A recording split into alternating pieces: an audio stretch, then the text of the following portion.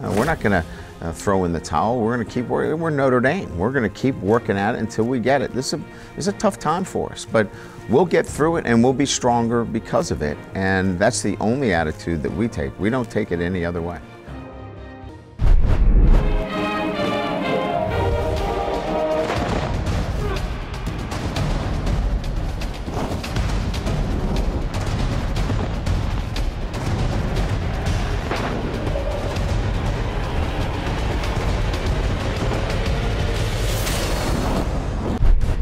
Hello again, Irish fans, and welcome to this week's edition of Inside Notre Dame Football with Brian Kelly. I'm Jack Nolan. Everyone knows you win as a team and you lose as a team. To win, all units on a team must consistently perform at a high level at the same time. And that is something the 2016 Notre Dame football team has had trouble doing. Against Stanford, the defense again showed marked improvement, but the offense sputtered, and the Irish went down to a 17-10 defeat. Fans are frustrated, but no one is more frustrated than the Irish players. It's definitely frustrating because we put in a lot of work, and you know, guys don't go out there to play to lose. They play to win, and guys give it their all, and they lay it on the line, and always come out on the wrong end of things. These last couple games is just very disappointing. Inside Notre Dame Football is presented by TireRack.com and brought to you by Team Notre Dame partners, Coca-Cola, Under Armour, and Gatorade. Inside Notre Dame Football is also brought to you by Bank of America, Canon, Xfinity, Delta Airlines, proud to be the official airline of Notre Dame Athletics, Nissan, Notre Dame Federal Credit Union, Sirius XM Satellite Radio, and UPS.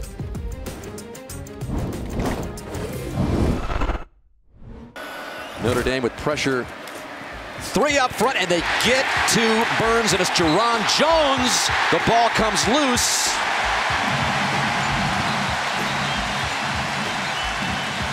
You have been spending a lot of time since you made the staff changes in getting this defense to improve, and this defense improved again noticeably.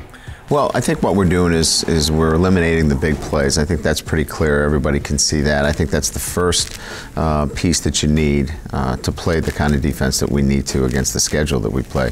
The second is I think we're clearly attacking the football and getting the ball out. We've now gotten 8 turnovers in 3 games. I think it'd been a year since we got that many turnovers. So, getting the turnovers, eliminating the big plays has effectively kept the points down, and that's what we wanted. And you're getting big plays from a lot of individual guys. For example, Drew Tranquill had a great game, 8 solo tackles, and he made a huge play on a blitz to stop the first Stanford drive. Yeah, he's been very effective for us. He's a leader back there. I think he's really picked up his game over the last 3 weeks, and we're putting a lot of that leadership role on him, and I think he's really taken to it. He's been a great leader for us. Another guy who's really upped his level of play, Greer Martini, who last year was really kind of one-dimensional. He's playing better and better. He had a terrific day with 2 sacks. And what I liked about it more than anything else, Jack, was the relentlessness of his attack. In other words, he was going to get there. Made a great play on the quarterback, trying to get out of the pocket. I just love the way he's playing with energy. He's a smart kid, he cares, and he's a guy that you love to coach. I haven't seen anywhere near as much football as you have, but I've seen a lot. I can't remember too many more impressive defensive lineman plays than what Jerron Jones did to strip sack and then get his big body off the ground, jump over the quarterback, and get the ball. Pretty impressive, a physical play, but also one of great awareness and great hustle. And he's really been playing really good football for us. And I'm really happy for Jerron in his last year here, coming back from a very difficult injury last year. I want to share something Niles Morgan shared with me and with a group this week. They were talking about the players' outlook. And what do you think about Saturday? Win a football game. And what's your goal? It's to win football. We're here to play football. We love football. So what about a bowl game? Is that important? Oh yeah. Why is it important? He goes, because it's more football.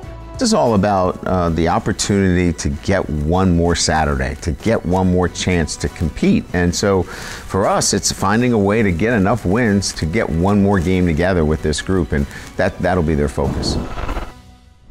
Tarian Folston is back in action here.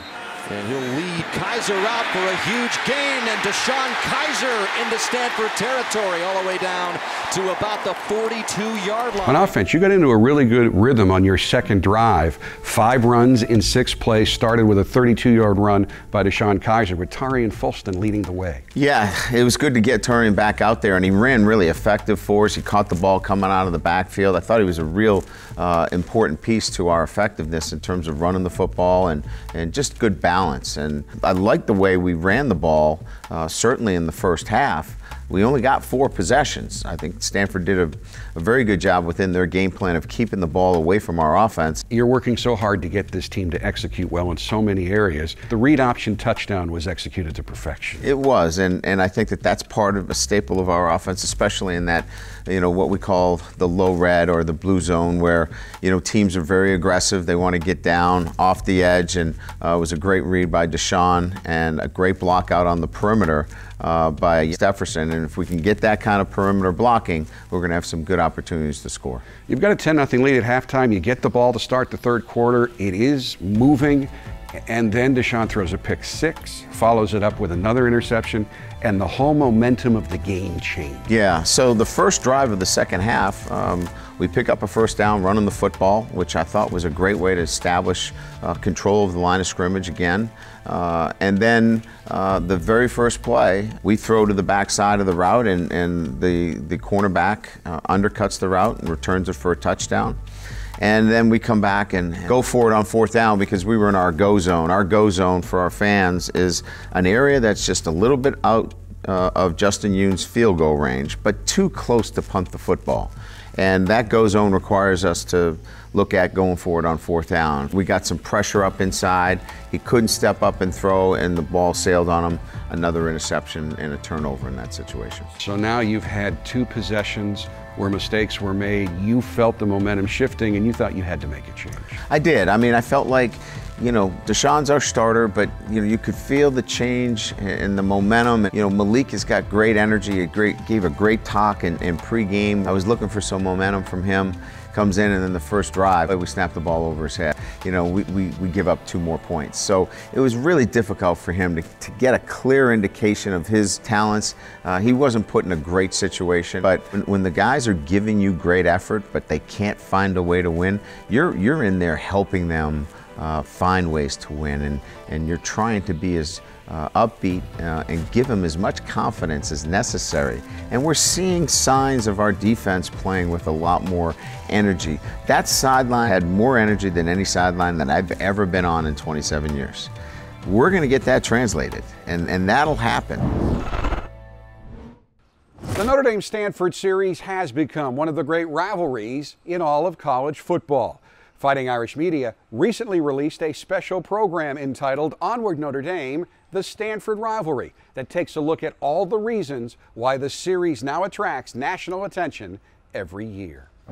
Good rivalries are built fundamentally around mutual respect. You carry with you into the game an admiration for your opponent, notwithstanding the fact you want to beat them badly.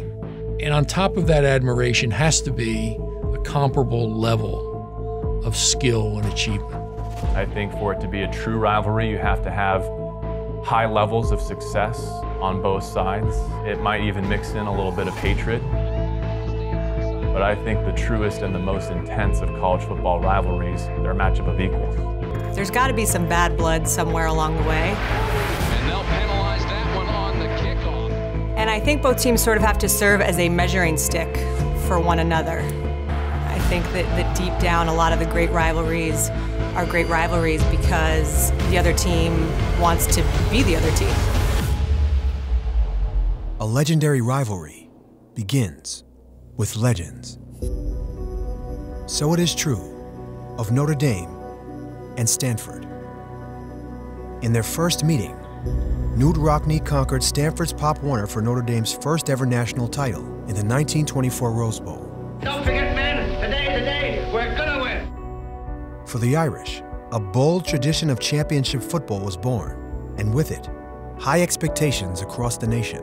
With 10 consensus titles in just over 50 years, Notre Dame had become a powerhouse, yearning for battle. Notre Dame has always had a tradition of playing as difficult a schedule as they can put together. And that was certainly very true in the 70s and 80s. Now, while Notre Dame was one of the dominant programs in the 70s, they won 2 national championships, the Stanford program with a great history was on the rise. They won back-to-back Rose Bowls, upset Woody Hayes' unbeaten Ohio State team that prevented them from winning the national title in 1970, and that was with quarterback Jim Plunkett, who was the #1 overall pick in the draft, and the Heisman Trophy winner over Notre Dame's Joe Theismann. 77, they hired Bill Walsh, kind of an unknown element who would become one of the all-time legends in NFL history, but in 77 and 78, he took Stanford to back-to-back bowl victories. So Stanford was establishing itself as a pretty quality program. It is up, it is good! Look at him, Mark Garcia, he may never get up. As Stanford earned national attention on the field and Notre Dame boasted academic prestige, leadership at the like-minded institutions quickly transformed a shared respect into an annual contest on the gridiron. Right from the start, this series took on the mantra of the smart schools who play football. Both schools held their student athletes to a very high standard. And Notre Dame has always been, and remains to this day, the #1 brand in college athletics. So for Stanford, this was a great opportunity to have a shot every year at that time, probably the one feather everybody wanted in their victory cap.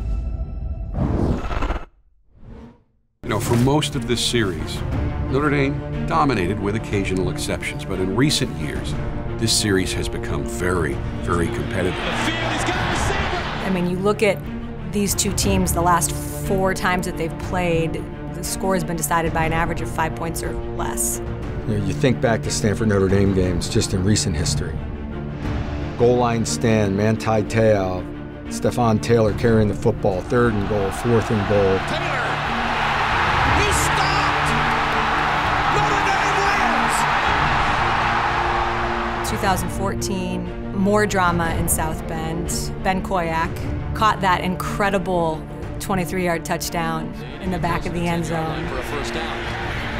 The buff, Golson going to the corner of the end zone for the touchdown! Ended up being an incredible Notre Dame victory and another heartbreaker for Stanford. Last year, Notre Dame goes up again in the closing second. It drives 88 yards and takes the lead, 36-35. It looks like an 11-1 season. And the chess match continues. Stanford goes down in the final seconds and hits a field goal. That says it all for Coach Shaw. When you have 4 straight games like that, that's going to create excitement. Schools who share an idea about what athletics ought to be and how the student-athlete experience ought to be shaped find ways to work together and compete. On this stage, the young people at Notre Dame and Stanford achieve the highest level with academic rigor and an elite level of football. I think the college football landscape respects what this rivalry has become. The fact that they're going to have a road game at Notre Dame on their resume shows that they're willing to go out and get those strength of schedule points that they need to find their spot in the college football playoff. Those are the kinds of stakes that the Cardinal and the Fighting Irish are playing for this day. I find myself not eating on game day now just because I know it's going to go down to the wire. Both teams are very talented. This is truly what college football is all about.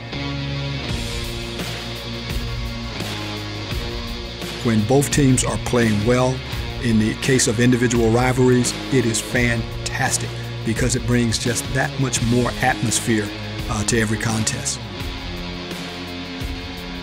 You could foreseeably see in the near future, and it has been certainly in the past couple of years, Notre Dame-Stanford being essentially a playoff elimination game. They really are doing it the way it should be done in college. It's supposed to be a competition of student athletes. And I think Notre Dame and Stanford are proving that you can do that. Now, can you do it and take that next step and win that national championship? That's something both Notre Dame and Stanford believe and are trying to prove. The entire Onward Notre Dame, the Stanford rivalry special, will be posted on WatchND for your viewing pleasure in the coming weeks. Now, as we go to break, Drew Tranquill, who had a team-high 8 tackles against Stanford, runs this week's Inside Notre Dame Football 60-second drill. Favorite all-time movie? Law-abiding citizen. First car you ever drove? Ford F-150. Favorite class? Mechanics with Dr. Seelinger. Where is your favorite spot at Notre Dame? Down by the lakes, watching the sunsets. Thoughts on plans for a video board inside Notre Dame Stadium? That'd be pretty sweet. Player on the team most like you? Sean Crawford. Get up early or sleep in? Get up early. Best nickname on the team and who has it? Tyler Luatua, Chop. One thing you always hear from Coach Kelly in practice? Do your job. Which assistant coach is most like Coach Kelly? Coach Ellison. Toughest player to tackle on the team? Josh Adams. Best singer on the team? Torrey Hunter. Best dancer on the team? Torrey Hunter. Best dresser on the team? Not myself. Brandon Wimbush. Worst dresser on the team? Sean Crawford. Best thing about playing for Notre Dame? The fans, the people, the community, special place. Drew Tranquill, you've completed the 60-second drill on Inside Notre Dame Football. Let's go. It's time now for the experts at TireRack.com question of the week for Coach Kelly. This week's question comes from Matt Beaulieu of Ocean Point, New Jersey. Coach, what coach has had the biggest influence on your coaching career and why? My college coach, Bernie Gaughan, coached me. The influence that he gave me was about as a captain. I was a junior captain. He reminded me of how important it is to gain the respect of the upperclassmen. And so I always remembered that in terms of how I would go about, even with my own teams, of not being anything but respectful to all of the players and all of the staff, and I think he's been a great mentor to me. The Irish have next weekend off, and the players will actually get to go home for fall break before returning to campus to prepare to play another tough opponent, the Miami Hurricanes. Well, obviously a team that's playing very well under new coach Mark Richt, who's obviously had great success formerly at Georgia. Very, very good quarterback, athletic defense, young, very young on defense, but Manny Diaz has done a great job in his first year as defensive coordinator. And offensively, they've got talented players on both sides of the ball. As we know, Miami's always had talented players. That will do it for this week's show. Now, like the team Inside Notre Dame Football, we'll also be off next week, but we will return in 2 weeks with all the highlights of the 26th meeting between Notre Dame and Miami. Until then, thanks so much for watching, and as always, go Irish. Inside Notre Dame Football is presented by TireRack.com and brought to you by Team Notre Dame partners, Coca-Cola, Under Armour, and Gatorade. Inside Notre Dame Football is also brought to you by Bank of America, Canon, Xfinity, Delta Airlines, proud to be the official airline of Notre Dame Athletics, Nissan, Notre Dame Federal Credit Union, Sirius XM Satellite Radio, and UPS.